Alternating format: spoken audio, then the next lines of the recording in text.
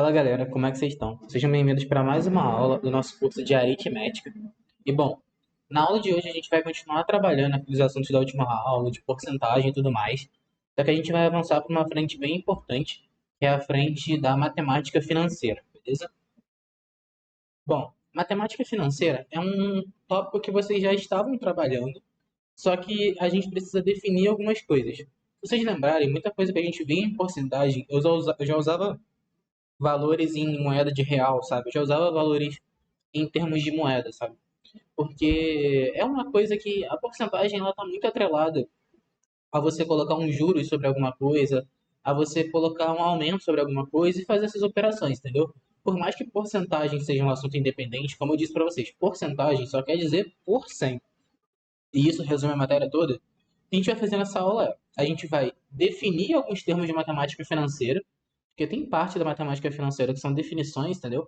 Que eles criaram essa linguagem para facilitar a área, sabe? Assim como a gente cria uma linguagem para falar às vezes de divisibilidade, uma linguagem para falar às vezes de alguma coisa, a gente criou uma linguagem para matemática financeira, mas que no final das contas, as contas que a gente vai fazer vocês já estavam fazendo.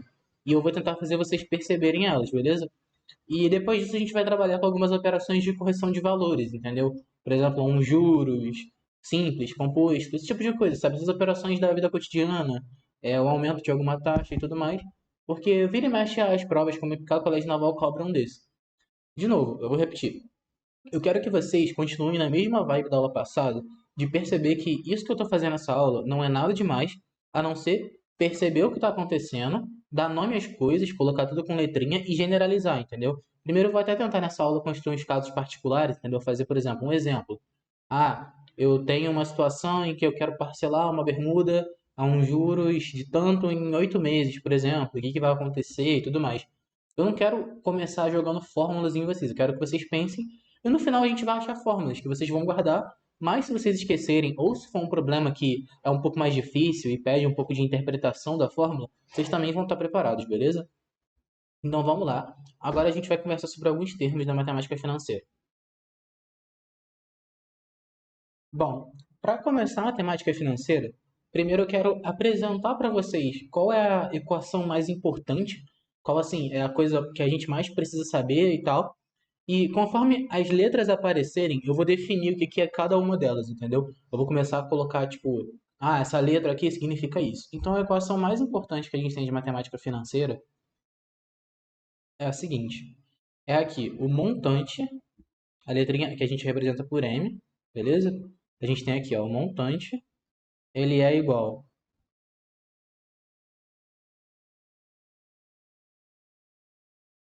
Ele é igual a um capital mais um determinado valor de juros, beleza? Então vamos lá. Se eu fosse escrever isso aqui por extenso, eu teria aqui o montante, ele é igual ao capital mais os juros.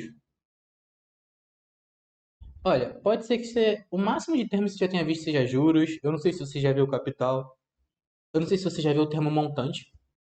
Mas é importante saber esses termos porque às vezes a própria prova, a própria banca da prova, pode colocar esses termos para ver se você sabe o que é e você vai ter que saber se o montante é, ele deveria estar aqui, entendeu? Você às vezes vai precisar saber exatamente o que que esses termos representam, beleza? Então vamos lá. Juros, a gente tende a pensar muito em, por exemplo, juros como um aumento, né? A gente não pensa em juros como uma perda. A gente não pensa em juros dessa forma.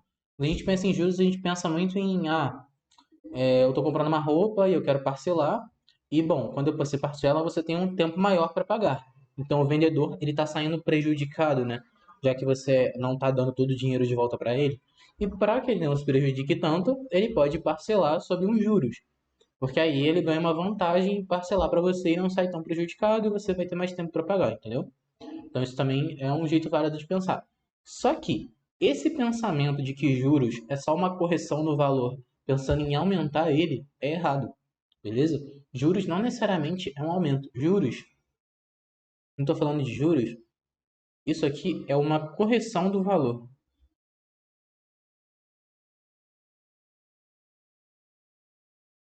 Beleza? E um juros, por exemplo, pode ser, sei lá, uma taxa,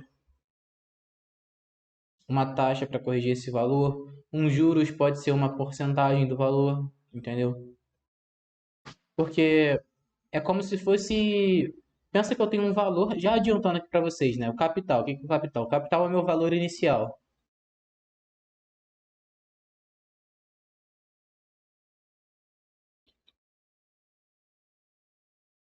Essa não vai ser a definição mais formal possível, mas eu quero dar a definição que vai matar a questão, entendeu? Eu quero dar a definição agora que vai ajudar vocês a fazerem a prova rápido e entenderem logo o que que é cada uma dessas coisas, para a gente começar a trabalhar logo e dar os próximos passos, beleza? Então, quando a gente está pensando em juros, não necessariamente a gente está pensando em um valor em porcentagem. Eu dei o exemplo da porcentagem, mas os juros pode ser uma taxa, entendeu? Eu posso falar que se eu for parcelar em 8 meses, eu vou pagar uma taxa adicional de, sei lá, R$ 100 a mais pelo meu produto. Isso são juros. Eu posso falar que a cada dia que passar eu pago mais R$ 5 em um determinado boleto, entendeu? Por dia atrasado. Então isso aí é um juros em função do tempo, entendeu? Só que eu também posso falar que os juros é em função de porcentagem, entendeu? Então é como se fosse uma porcentagem a cada proporcional ao tempo. E tudo isso a gente vai estudar. Vocês vão ver que os juros que a gente vai estudar, eles são proporcionais a uma escala de tempo, entendeu? Agora, eles pegam uma porcentagem do valor, beleza? E eles relacionam com o tempo. Entendeu? Porque faz sentido que se eu demore mais tempo a pagar, como eu expliquei para vocês, que o vendedor queira cobrar algo um pouco mais caro, entendeu? Para que ele não saia tão prejudicado da compra e para ele consiga ter capital de giro, que a gente chama. Capital de giro é o quê? Capital de giro é ele ter dinheiro suficiente para ele comprar, vender, tirar uma parte para ele sobreviver e tirar uma parte para ele continuar comprando para o próprio negócio dele. Isso é o que a gente chama de capital de giro, beleza? É um valor ali para ele ficar girando, um valor base ali, beleza? E bom, o montante é o resultado dessa correção.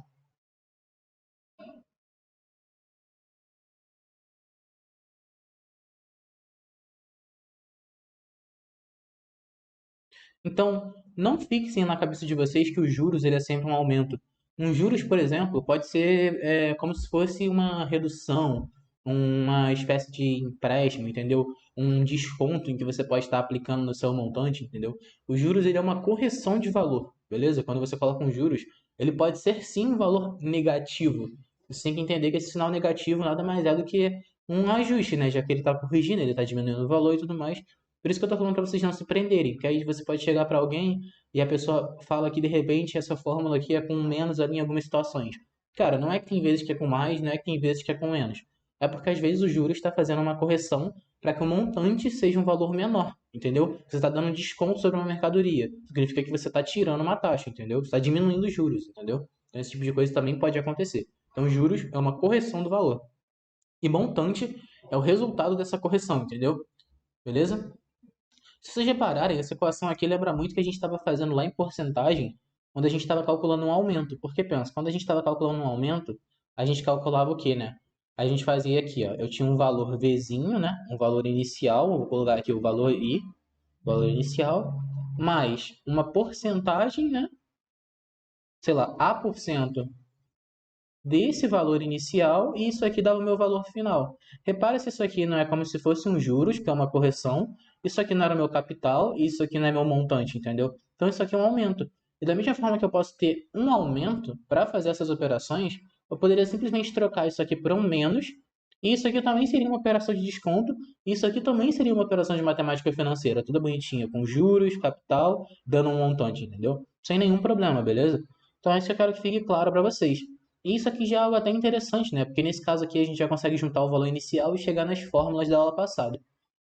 Quando eu falei para vocês nessa aula que eu não queria que vocês ficassem decorando fórmulas cegamente, é porque vocês vão ver que tudo que eu vou fazer aqui nada mais é do que contar operações sucessivas, entendeu? Os juros simples vocês vão ver que é um juros que ele vai em função do tempo e em função do valor total da compra, entendeu?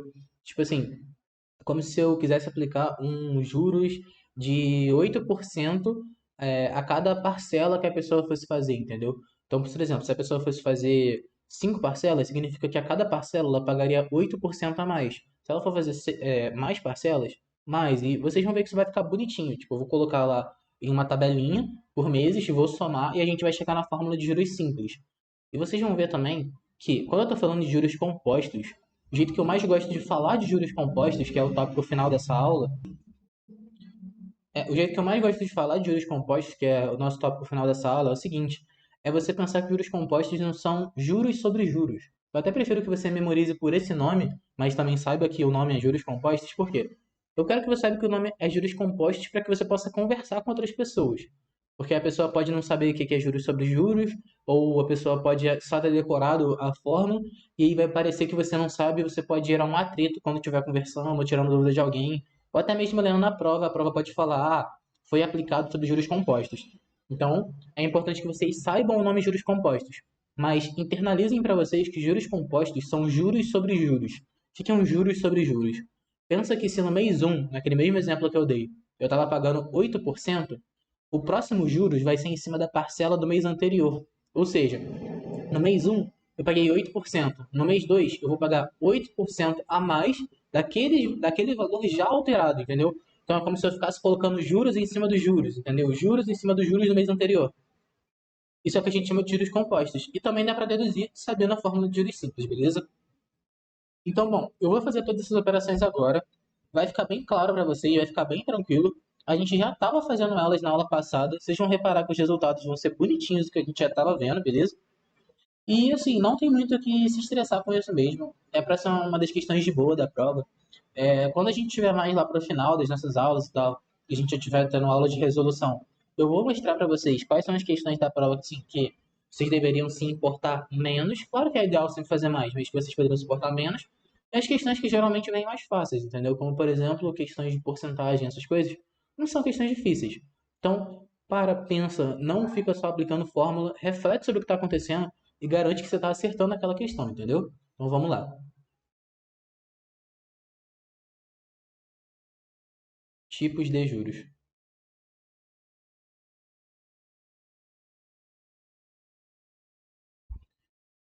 O primeiro é os juros simples.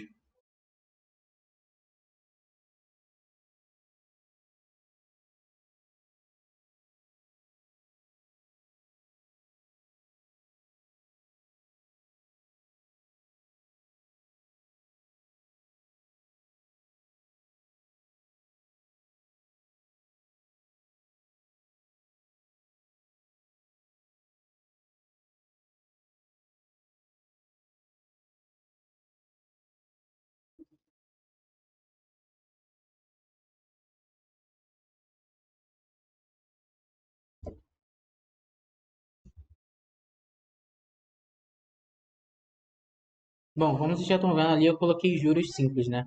Era o que eu estava explicando para vocês. Juros simples é uma correção do valor em função do tempo, entendeu? Então, se eu vou pagar, por exemplo, 8% a mais, né, de juros, eu estou pagando 108% do valor, né, que é 100%, que é o próprio valor, mais 8%, certo? E esse 108% eu vou fazer em função do tempo, entendeu? Então, o tempo é o que vai me ditar ali quanto dessa taxa vai estar sendo pago, entendeu? Entendeu? Qual vai ser o impacto disso no total? Vocês vão ver bonitinho que realmente dá um aumento. É uma função bem linear. Sim, eu vou mostrar para vocês que vai dar uma função do primeiro grau. Uma coisa legal agora é que nesse momento do curso você já tem uma base de álgebra melhor. Então eu consigo fazer boas comparações com vocês.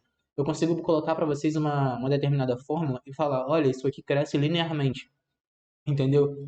Mais para frente eu vou voltar para vocês e vou mostrar que regra de três eu consigo demonstrar que é uma semelhança de triângulos. Porque quando eu penso numa regra de três, eu penso em coisas proporcionais e inversamente proporcionais. E coisas inversamente proporcionais e proporcionais eu posso descrever em uma reta, onde retas inversamente são retas que têm o sinal do coeficiente trocado, né? Retas onde uma é crescente e outra decrescente. E retas que são proporcionais são retas que crescem em alguma direção, entendeu? E quando você está fazendo a regra de três, você não está fazendo nada mais do que uma semelhança de triângulos, entendeu? Eu mostrar essas coisas para vocês agora com uma liberdade maior. E a gente vai mostrando conforme for aparecendo de novo, conforme a gente precisar resgatar algum assunto, assim como a gente vai precisar na próxima aula resgatar um pouco de razões e proporções para falar sobre misturas, falar sobre torneiras, falar sobre eficiência e algumas coisinhas assim que são só detalhes, mas é importante que a gente dê uma atenção especial, por quê? Para que na prova a gente não fique pensando demais, para que na prova vocês não tenham que ter esse momento de reflexão que eu tô tendo agora com vocês, entendeu? Vocês não precisem ficar parando para conversar e pensar, e vocês falem: "Ah, não, isso aqui é um caso disso aqui, isso aqui é mais ou menos por isso aqui". E mesmo que você tenha que pensar em alguma coisa, você já tem meio caminho andado, porque você não vai precisar reinventar a roda, sabe? Você não vai precisar ter uma ideia completamente nova, só vai aplicar o que a gente já discutiu, beleza? Então vamos lá. Como eu estava dizendo para vocês, os juros compostos nada mais é do que juros sobre juros. E comentando um pouco melhor, da mesma forma, que está ali em cima, é uma correção sobre o valor.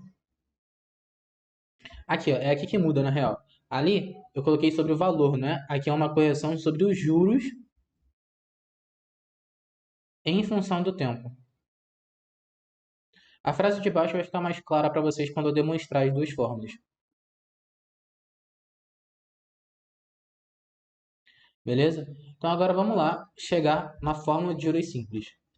Primeiro, eu acho justo a gente pensar em um caso particular, beleza? Eu acho justo a gente pegar um caso cotidiano, que poderia tranquilamente já ter acontecido, reparar o que acontece, reparar no processo que a gente resolveu, e desse processo a gente vê. Se a gente resolvesse esse processo para um valor C, para uma taxa I, para um tempo T, e juntasse tudo sem colocar nenhum valor, o que, que a gente tiraria? E como a gente fez tudo arbitrário, quando você pega um problema assim e coloca tudo arbitrário, você chega nessas fórmulas, entendeu? Então isso que é a parte interessante da coisa. Então vamos lá. Aqui, ó. Eu vou ter aqui juros simples.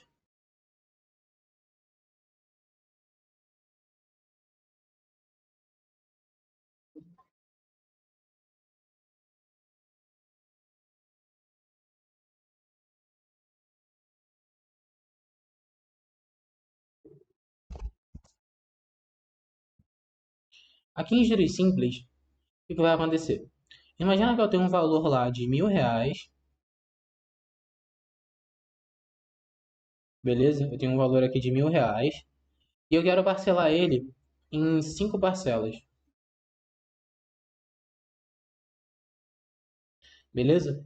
E eu sei o quê? Eu sei que o meu juros, ele é 5 parcelas, né? Quando a gente pensa em parcelas, é você já pensar em meses. A não ser que ele fale outra coisa, porque às vezes você pode estar falando de um boleto, e boleto às vezes é por dia.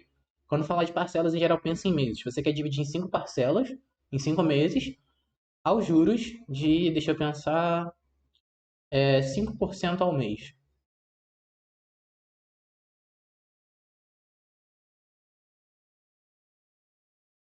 Beleza? Esse aqui é o seu problema. Você quer fazer essa operação aqui, beleza? Como que você vai fazer isso aqui? Bom, é natural que eu pense que eu pego as 5 parcelas, não é quanto que eu pagaria. Vamos lá, ó, parcela um, parcela 2, parcela 3, parcela 4. Deixa eu subir um pouquinho, parcela 5. Beleza? Agora, dessas parcelas aqui, o que eu esperaria, né? Se eu tenho R$ 1.000, eu pago 200 em cada, né? Sim, sem colocar o meu juros, certo? Ou seja, aqui eu pagaria o quê? 200, só dividindo, né? Pega 1.000, divide por 5 e eu tenho o valor das parcelas. Então aqui seria 200, aqui seria 200, aqui seria 200, 200, 200, certo? Só que qual é o meu juros? Ele é uma correção de 5% ao mês. Isso aqui é o que a gente chama de juros, de taxa de variação, de alguma coisa assim, muitas vezes representado pela letra I, beleza? Isso aqui é o nosso número de parcelas, beleza? Nada demais, tranquilo? E isso aqui é o nosso número de mês. Você muitas vezes vai usar o número de parcelas relacionado ao tempo. Então, se são 5 parcelas, você não vai trabalhar como se fossem 5 parcelas, você vai trabalhar como se fossem 5 meses já, né? Então, isso aqui é o nosso tempo T. Eu ia colocar direto, mas eu parei para falar, porque às vezes eu só coloco o T aqui, pode não ficar claro. 5 parcelas, necessariamente, para esse problema que eu falei, são 5 meses. Ou seja, ter 5 parcelas me dá 5 meses, 5 meses é o meu tempo, entendeu? Então, já estou colocando nomes. Isso aqui é o nosso valor inicial, então isso aqui é o nosso capital, entendeu? Beleza? Então vamos lá. É 200 mais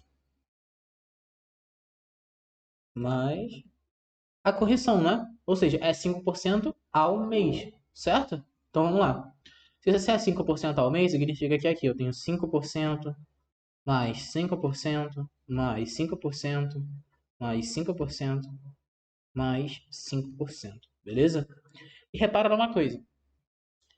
Isso aqui é 5% de 200. Eu só não estou colocando 200 aqui para facilitar a nossa leitura, beleza? Mas isso aqui é 5% de 200. E repara, no final, eu não tenho que somar isso aqui. Essa soma aqui não é o meu montante. né, aquele valor que eu falei, que é o quê? É o valor, né, que repara que se eu somar essa coluna dos 200 aqui, se eu somo todos os 200, eu tenho 1.000. Essa sequência de 5%, ela nada mais é do que os meus juros, entendeu? Então vamos lá. Isso aqui vai ser o quê? Vai ser o meu montante, né, que é 1.000, mais isso aqui é 5% de 200 5 vezes, né? Então isso aqui é o quê? É 5 vezes 5% de 200. Opa, 200, 2.000 não, 200. Beleza? Tranquilo. Agora repara numa coisa. Se eu fizesse 5 vezes 200 aqui, tá vendo? Ele não vai dar exatamente o 1.000 também? Ou seja, isso aqui é 1.000 que multiplica 1 mais 5%. Beleza? Só fazer essa conta aqui, colocar em evidência tudo bonitinho que você vai chegar nessa conclusão. Vamos lá. Vamos parar para refletir sobre o que aconteceu. Bom, quando eu somei essa outra coluna aqui de porcentagem, eu tinha o 200 repetido também. É como se eu tivesse colocado 5% em evidência e somado os 200, entendeu? Eu vou até escrever aqui bem pequeno, só para vocês conseguirem enxergar, porque é importante que vocês visualizem bem. Se não ficar claro, manda uma mensagem lá no grupo do Telegram. Me cobra disso aqui, porque isso aqui é algo importante de vocês entenderem. Isso aqui não é algo para vocês terem dificuldade, beleza? Quando eu somo isso aqui, é como se eu tivesse colocado 5% em evidência e eu tivesse somado os 200 também. Tudo num parênteses. Ou seja, eu tenho 1.000 mais 5% de 1.000. Beleza? Que é esse resultado que eu cheguei aqui. Vamos lá. Coisas importantes para reparar. Beleza? Você pode ter pensado, ah, ele somou as porcentagens, então eu teria 25%, né? Porque se eu somar isso aqui dá 25%, certo? Mas isso é um achismo meio assim, por quê? Porque, na verdade, é 25% de 200, certo? Porque se eu tivesse somado as porcentagens, significa que eu teria colocado 200 em evidência, entendeu? Então, eu não teria um aumento maior por causa disso, beleza? Não é bem assim, tá? O que é interessante aqui é o seguinte: esse resultado que você chegou, você concorda que isso aqui é 5% do meu capital de aumento? Que os meus juros é 5% do meu capital? Porque repara, eu não falei que isso aqui é um montante? O que vai ser aqui? Ó? Vai ser o quê? A minha fórmula é: o montante é igual ao capital mais os juros, certo? O meu capital já está aqui, que é o 1.000, que é o 1.000 vezes 1. E o meu juros é 5% de 1.000, certo? Ou seja, dar um aumento a juros simples de 5% ao mês é a mesma coisa que eu dar um aumento de 5% lá no total. Entendeu? Só estou mostrando isso aqui para vocês repararem que não faz diferença, beleza? Eu posso aplicar esse aumento diretamente no meu total, certo? Isso é uma conclusão importante. Se eu tivesse pegado isso aqui e colocado, ah, eu tenho um valor C colocando durante T meses parcelado a uma taxa de juros I, o que aconteceria? Eu encontraria aqui, né? Eu teria dividido o meu valor C em N partes, né? Em N parcelas. Quando eu somasse, daria o quê? Daria N vezes C sobre N, que foi a divisão, né? Portaria, daria o meu próprio capital. Mais uma taxa I, certo? Aí aqui eu teria N vezes I vezes C sobre N, certo? Para quem já está enxergando um pouco mais aí, vai ver que isso vai dar bonitinho o que a gente quer chegar. Então vamos lá, vamos escrever essas coisas. Se eu estivesse generalizando esse problema, repara que eu já cheguei na resposta, né? Isso aqui é o meu valor total que eu vou pagar. Ou seja, o resultante disso aqui foi ter pago 5% a mais de 1.000, né? 5% a mais de 1.000, pensa assim, 10% a mais de 1.000 é um décimo, né? 10% é um décimo. Ou seja, 10% disso aqui vai ser isso aqui sobre 10, isso aqui sobre 10 é 100, certo? Só que se 10% é 100, 5% é a metade. Ou seja, 5% é R$ 50, certo? Isso é um jeito legal de vocês pensarem também. Às vezes você vai usar a porcentagem para o mais próximo para descobrir, entendeu? Às vezes você vai querer descobrir 1% e multiplicar, ao invés de calcular o valor. Às vezes você quer descobrir 7%. Cara, descobre 1%. 1% às vezes vai dar bonitinho, porque é só andar com a vírgula, certo? 1% é só dividir por 100. Depois que você andou com a vírgula, você multiplica por 7, entendeu? Isso é um jeito legal de pensar também. Mas aqui, se eu estivesse fazendo essa mesma operação para um capital C, para um tempo T, certo? Isso aqui significa T parcelas, beleza? A uma taxa I. Beleza? O que que é essa taxa aí? É aquela porcentagem. Isso aqui é um valor em porcentagem.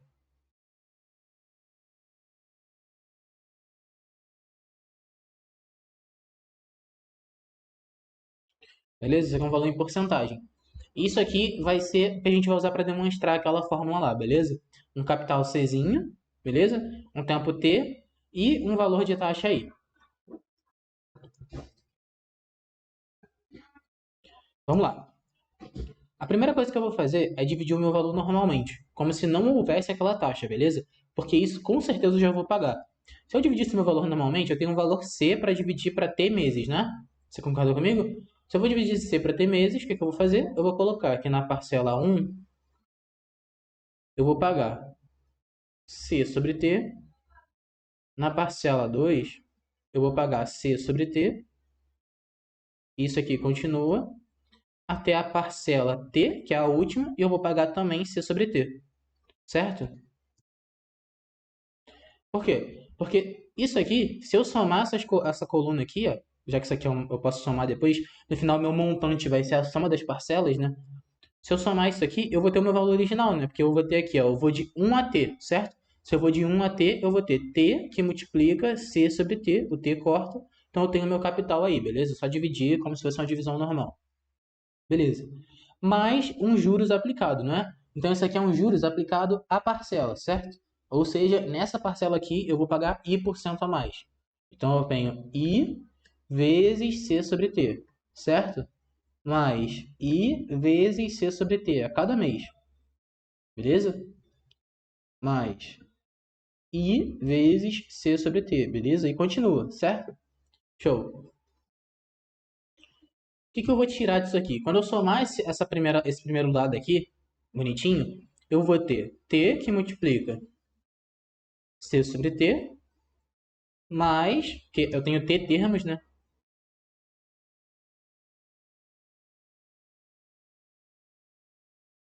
Até aqui eu tenho t termos. Somando isso aqui, eu vou ter t que multiplica c sobre t, mais t que multiplica i vezes c sobre t, beleza? E repara, aqui eu posso cortar, aqui eu posso cortar, e aqui eu chego naquela conclusão que eu falei, que c que multiplica 1 mais i. O que que é isso aqui? Isso aqui é um aumento de i% em t, porque pensa, esse i é um valor em porcentagem, não é? Então esse i aqui é tipo 5%. Repara se isso aqui não é aquela fórmula de aumento, ou como eu falei que porcentagem é um ajuste, é uma correção, né? Os juros ele é uma correção, a taxa i pode ser negativa. A taxa i ser negativa significa o quê? Significa que isso aqui na verdade é um desconto, certo? Então isso aqui nada mais é do que aquele jeitinho lá, entendeu? Que eu estava falando para vocês de aumento e desconto na aula passada, certo? Isso aqui é o meu montante, beleza? Isso aqui generaliza um pouco essa parte de juros simples, tranquilo? Nada mais é do que eu pegar o meu valor e aumentar aí por cento, entendeu? Certo? Mas, vamos lá. Como que eu posso saber o quanto que eu paguei de juros, certo? Como que eu consigo saber o quanto que eu paguei de juros? Bom, para você saber o quanto que você está pagando exclusivamente de juros, você tem que pensar no seguinte. Eu já falei para vocês que o meu juros aplicado, ele é o quê? Aqui, ó, eu tenho aqui C mais C vezes I, não é? O que que isso aqui está me dizendo? Está me dizendo que se eu fosse pagar esse valor integral, certo? Se eu fosse pagar esse valor integral de uma vez só, ele me daria uma taxa I, entendeu? Ele me daria essa mesma taxa I, beleza? Mas o quanto que isso me impactaria em função do tempo? Porque isso aqui tá parecendo que não muda em função do tempo, se você reparar. Tá parecendo que essa fórmula aqui, como eu não tenho mais o tempo, parece o quê? Parece que ela não muda, certo? Em função do tempo. Bom, por que que parece isso? Porque quando eu fiz essa operação aqui, o que eu estava fazendo, na verdade, era como se eu estivesse tirando as T parcelas e colocando à vista, entendeu? Tendo que pagar essa taxa. O que que acontece quando eu quero fazer isso aqui e generalizar para cada mês? Significa que a cada mês eu vou pagar C vezes I%. Você concorda comigo? A cada mês? Porque pensa, sei lá, eu estou pagando uma taxa de 5%, então eu estou fazendo só uma análise de juros, beleza? Deixa eu até colocar aqui. Análise de juros, certo? Vamos lá. Na parcela 1 eu pago só de juros, beleza? Na parcela 1 eu pago CI. Por que CI? É 5% do valor de C, ou seja, beleza? Cada mês eu estou pagando isso. Na parcela 2 eu estou pagando CI também de juros, certo? Só de juros, beleza? Tranquilo. Na parcela 3 eu estou pagando CI de juros, certo? Isso aqui continua até a parcela T. E na parcela T eu estou pagando CI também de juros. Se eu somar isso aqui, o meu juros final, ele é o quê? Ele é C vezes I vezes o tempo T, beleza? Isso aqui é a equação mais importante de juros simples que você tem que saber, beleza? Essa aqui é uma equação muito importante. Qualquer livro de juros simples que você for ver, muitas vezes ele às vezes vai até te cuspir essa equação. Cuspir eu digo, tipo, não vai nem te fazer refletir muito sobre. Ele vai querer que você saiba essa daqui, beleza? Então, o que é isso aqui? Isso aqui é juros simples. Deixa eu colocar uma letra na mesma cor.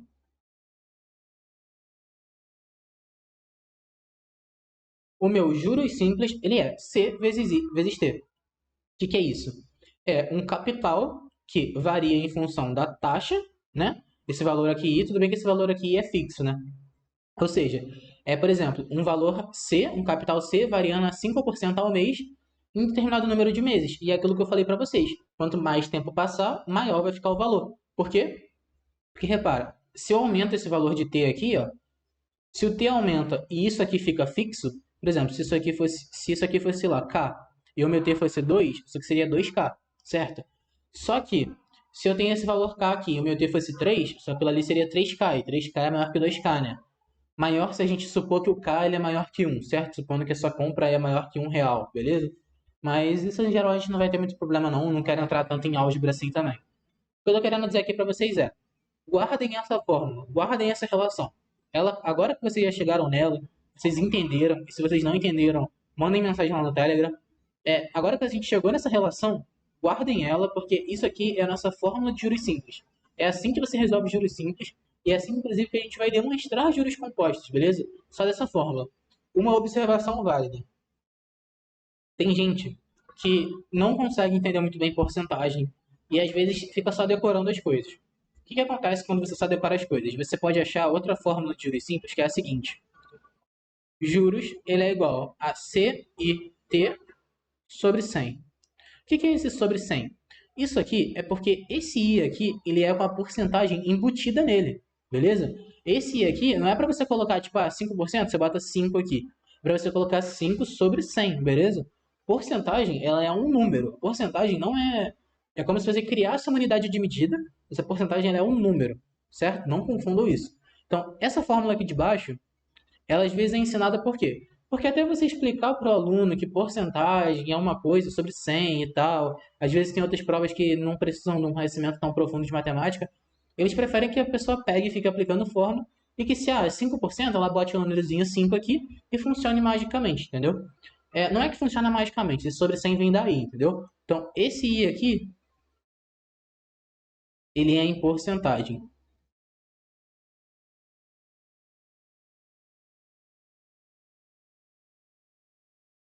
E esse I aqui, ele é um número, beleza? Então, para vocês não terem nenhum estresse com isso, entendeu? Para vocês ficarem bem tranquilos com isso, eu tô comentando, entendeu? Porque às vezes vocês vão pegar um livro, por exemplo, eu sei que o livro do Lacerda, se eu não me engano, comenta disso. É um livro aí de referência para o pessoal que estuda muito para colégio naval e época. Ele coloca as duas fórmulas, entendeu? E ele até faz comentários sobre isso, de que não é para as pessoas confundirem, porque eu tô tratando I em porcentagem, outro eu tô tratando o valor numérico de I, entendeu? Deixa eu só ajeitar isso aí e quando é isso já vou falando com vocês, beleza? O que acontece? Se vocês repararem, tudo que eu falei até agora vale a ida e vale a volta. Por quê? Se eu pegasse esses juros simples aqui e analisasse a volta dele, ele me dá bonitinho tudo que eu falei. Ele é uma porcentagem do meu capital, ou seja, lembra quando eu falei os possíveis juros? Falei que pode ser uma taxa, que tipo uma taxa, sei lá, R$ 200, é uma taxa, pronto, é um valor fixo, morreu.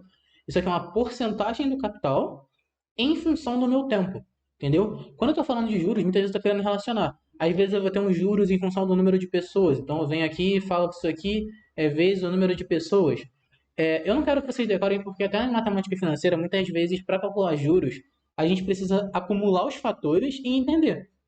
Isso aqui contribui ou isso aqui atrapalha? Isso aqui reduz? Porque se atrapalha vai ser inversamente proporcional e se ajuda vai ser diretamente proporcional. Então a ideia é continuar daí, beleza? Se alguma questão aparecer uma coisa mais difícil, aparecer que os juros ele é em função do número de pessoas. Cara, é só colocar o número de pessoas multiplicando. Não precisa sofrer por causa disso também, entendeu? Juros é algo para você refletir sobre e você saber essa relação aqui muito bem, tranquilo? Vamos lá. Para juros compostos, eu vou ser bem sincero, a demonstração é um pouquinho mais forte, beleza? E para vocês, ela não é estritamente necessária. É bom saber, é bom entender e me passa mais segurança. Então, pensando na minha visão como aluno, eu sempre quis me sentir seguro com a prova, foi isso que sempre me fez ter um bom resultado. Quanto mais eu me sentia seguro com a prova, menos eu tinha medo de chegar lá no dia, de arriscar algumas coisas, de falar algumas coisas na hora da prova e me virar para fazer as questões. Eu quero trazer essa segurança, pelo menos para alguns de vocês, beleza? Eu me sentia seguro dessa forma e as pessoas que não se sentem seguras dessa forma podem continuar prestando atenção nas coisas que eu falo que você tem que guardar, nas discussões e tudo mais. E as demonstrações vocês deixam anotadas só para revisar um dia ou outro, mas não precisa ficar se prendendo a elas também não, beleza? Guarda as ideias. As ideias são a chave, beleza? Vamos lá. Em juros compostos, eu primeiro vou apresentar a fórmula. Por quê? Porque eu quero mostrar logo para vocês qual que é o resultado disso aqui, certo? Para depois comentar. Porque na visão que vocês têm de matemática financeira atualmente, e com a matemática que vocês sabem, vocês podem achar que eu estou pulando etapas, certo? Porque vai parecer que eu já sei o resultado e eu só estou chegando nele, sabe? Uma demonstração, às vezes, ela peca muito nisso. Tipo assim, eu já sei o resultado, eu só estou tentando provar que ele existe. E muitas vezes a pessoa não pensa, tá, mas o que, que o cara pensou para chegar nisso, beleza? Isso é até uma discussão legal quando vocês forem aprender trigonometria, porque muita gente às vezes ensina trigonometria fazendo vocês decorarem fórmulas, fazendo vocês pensarem que tudo é engessado e tudo mais. E elas não dão a motivação das coisas, entendeu? E isso é uma aula bem interessante, assim, também que vocês vão ter no futuro. Se vocês tiverem algum professor que consiga ter essas discussões com vocês, é algo muito interessante de você discutir por que da trigonometria, por que as seno e cossenos, por que aquelas fórmulas que a gente tem de trigonometria foram aparecendo naturalmente ali, por que elas foram surgindo, entendeu? Tudo isso aí tem uma justificativa e tem uma historinha muito boa para contar. Um dia vocês chegam lá. Mas o que eu tô falando aqui é o seguinte: a relação para juros compostos, vou botar só JC, ela é o meu. Na verdade, tem até um problema aqui, né? Porque pensando em juros compostos, a gente não consegue expressar diretamente os juros. Vocês vão ver por quê. É o seguinte: quando a gente pensa em juros compostos, eu falei que é juros sobre juros, certo? Então, o seu capital fica constantemente mudando. E o que, que vai acontecer nisso aqui? Aqui você só consegue expressar o seu montante. O seu montante é o seguinte: ele é o capital que multiplica 1 mais I, cuidado aqui, elevado a t. Beleza? Isso aqui vai ser uma função elevado. Dá para descobrir os juros? Dá. Só que primeiro eu mostrei isso aqui por quê? Porque para eu descobrir os juros, o que, é que eu vou fazer? Eu vou falar que isso aqui é capital mais os juros, certo? Vou igualar, pá. Aqui eu igualei. Vou passar o C diminuindo e pronto, eu achei quanto que é o meu juros. Mas repara que os juros não ficou muito bonito, né? Porque vocês vão perceber que é muito mais interessante calcular um montante, beleza? Então o meu montante aqui vai ser o quê? Vai ser C que multiplica 1 mais I elevado a T. Quando vocês já estiverem vendo função exponencial, algumas funções assim, vocês vão ver que uma função elevada a alguma coisa parece muito mais. Por exemplo, 2 elevado a x e x elevado a 2. Essa daqui no começo vai dar o quê? Essa função aqui, né? Ela daria o quê? 2 elevado a zero que é 1, depois daria 2 elevado a 1 que é 2, 2 elevado a 2 que é 4, 8, 16. Essa daqui daria o quê? Essa daqui daria 1, depois daria 4, depois daria 9, por aí vai, beleza? Essa aqui até pode parecer que cresce mais rápido, mas vamos lá. O próximo seria quem? O 16, né? Beleza, 16 aqui encontrou. Depois o próximo seria quem? Seria o 5, seria o 25. Enquanto essa aqui está no 25, essa aqui já está no 32, se você fizer as continhas, entendeu? E agora que essa função aqui passou aquela, ela vai disparar, ela vai crescer muito mais rápido, entendeu? Porque 2 elevado a 10 é 1024. X ao quadrado, se fosse um 10 ali, seria o quê? Seria 100. Ou seja, de 1024 para 100 a distância é muito grande, entendeu? Se não ficou claro, tá tudo bem, só quero falar o seguinte. Juros compostos muitas vezes é usado para que se tire vantagem das pessoas. Por quê? Porque esses juros é um juros sucessivos. É um juros sucessivo, entendeu? Ou seja, no mês inicial você vai pagar C. É até assim que demonstra, inclusive. Então já vamos partir aqui para a demonstração.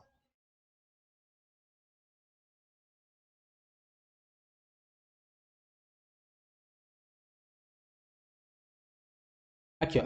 Se eu fosse fazer uma montante aqui, daria o seguinte. Quando eu estou pensando em demonstrar isso aqui é algo recursivo, beleza? Como eu estava dizendo lá para vocês, o que acontece? Isso aqui é algo que eu vou aplicar em cima de algo anterior. Ou seja, é como se o meu valor inicial fosse C, beleza? E eu vou chamar isso aqui de montante zero, beleza? Montante zero é como se eu não fosse parcelar nada, não fosse fazer operação nenhuma. É o meu ali zero do zero, entendeu? É a minha base, beleza? É o meu valor, certo? Sem juros. E isso me dá o próprio C, beleza? O que eu preciso aqui? Eu preciso que tenha um cara anterior, que eu defina esse C, por quê? Porque isso aqui é como se eu te perguntasse, cara, me fala o consecutivo de um número. Você não consegue, certo? Se eu te pedir um consecutivo, você não consegue. Você consegue me dizer um consecutivo relativo. Tipo, por exemplo, se eu te peço, me dá o consecutivo de 3, é 4.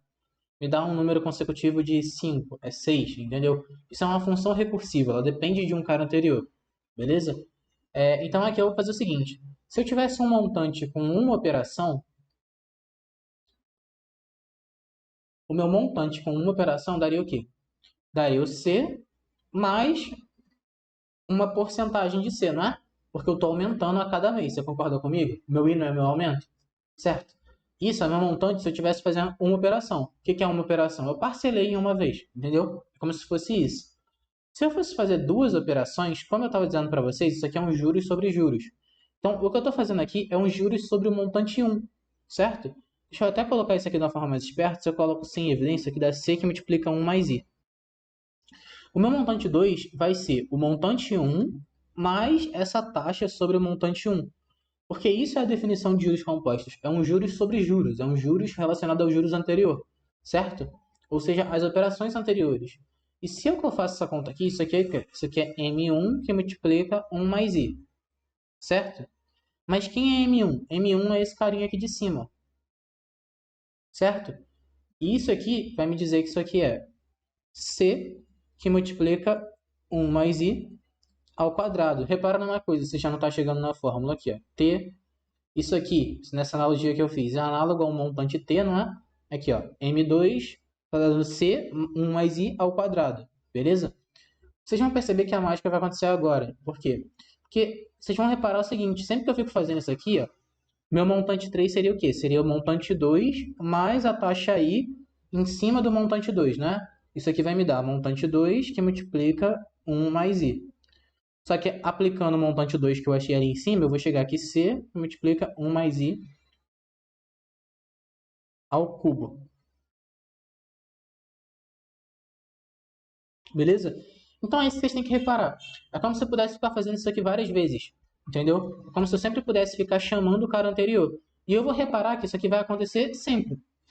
Entendeu? Eu sempre vou ter o cara anterior para colocar e sempre vai ficar subindo o expoente, ó. Aqui, ó. Sobe o expoente. O passo matematicamente correto agora seria fazer uma indução finita, certo? Seria fazer uma coisa que a gente chama de princípio de indução finita. Mas isso aí a gente deixa para quando vocês tiverem, talvez, uma matemática um pouco mais refinada e tudo mais. E já dá para vocês perceberem aqui agora como eu estou fazendo, entendeu? A indução finita é tipo você formalizar, porque às vezes você falar, eu percebi que acontece, parece meio abstrato, não é? Para que você possa falar, percebi que acontece, as pessoas criaram um método para isso, chamado princípio de indução finita, beleza? E ele demonstra certas coisas. Mas, sendo prático aqui, se eu tivesse um montante em T operações, né? Em T meses, né? Essas operações são equivalentes às parcelas. Eu teria C que multiplica 1 mais I elevado a T. Isso aqui é justamente a fórmula que eu achei aqui em cima, beleza? Para juros compostos. O meu montante é igual ao meu capital que multiplica 1 mais I elevado a T. Decorem essa fórmula, a demonstração é legal, beleza? Se ele te perguntar, qual foi os juros aplicados sobre isso? Não se estressa, é só você aplicar. Sabe o quê? Que o montante ele é capital mais juros. Você vai fazer aqui os juros é igual ao montante menos o capital, só que o montante você sabe a fórmula. O montante ele é C que multiplica 1 mais I elevado a T. Isso aqui não é muito bonito, mas você vai ter lá que os juros, ele é o quê? Ele é sem evidência, que multiplica 1 mais i elevado a t menos 1. Beleza? Mas isso aqui não é fórmula não, beleza? Isso aqui é só um resultado que vocês conseguem tirar na hora, não é para se estressarem. O que vocês têm que sair dessa aula sabendo, entendendo juros simples. Juros é igual a capital vezes taxa vezes tempo. Juros compostos. O montante é igual ao capital que multiplica 1 mais a taxa elevado ao tempo, beleza? E por final, a relação ainda mais importante que o montante ele é o capital mais os juros. Um comentário também sobre essa última parte que eu falei é o seguinte: pensa assim, quando eu estou fazendo juros compostos, é como se eu estivesse fazendo aumentos sucessivos. Na aula de porcentagem, quando eu te falei assim, faz um aumento de 30%, depois vamos fazer um exemplo particular.